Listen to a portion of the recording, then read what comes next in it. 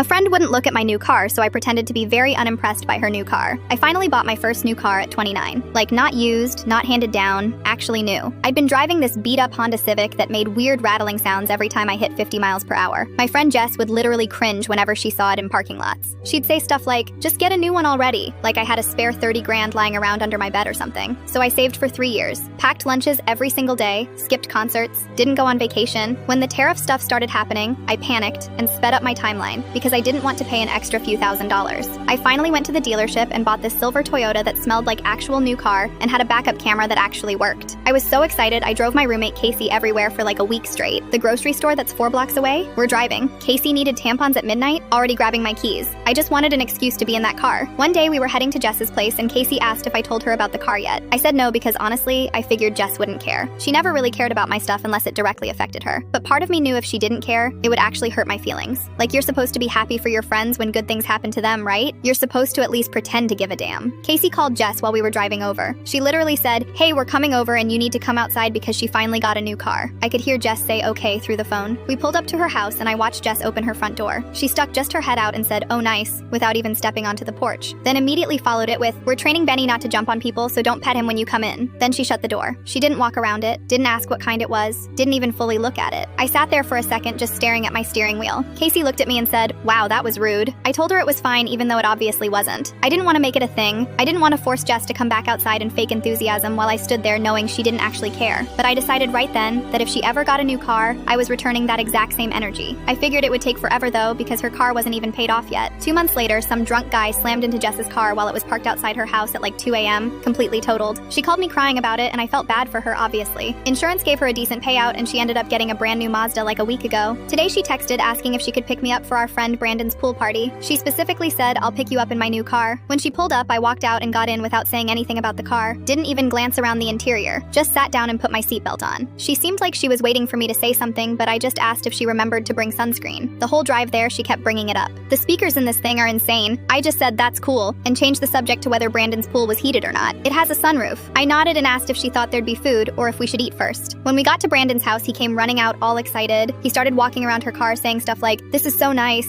and "way better than the old one." I just grabbed my bag and walked straight inside without waiting. At the pool, she kept trying. She mentioned the heated seats. I said, "Oh." She talked about the backup camera. I said, "Mine has that too." She brought up the gas mileage and said, "It gets 30 miles per gallon." I looked at her and said, "Mine gets 40. Her face did this thing where I could tell she was annoyed but trying not to show it. On the drive home, she tried one more time. She showed me this feature where the car has a camera that shows you a bird's eye view when you're parking. I just said, "Oh, that's nice," in the most flat voice possible. I could literally see her grip the steering wheel tighter. She didn't bring the car up again after that.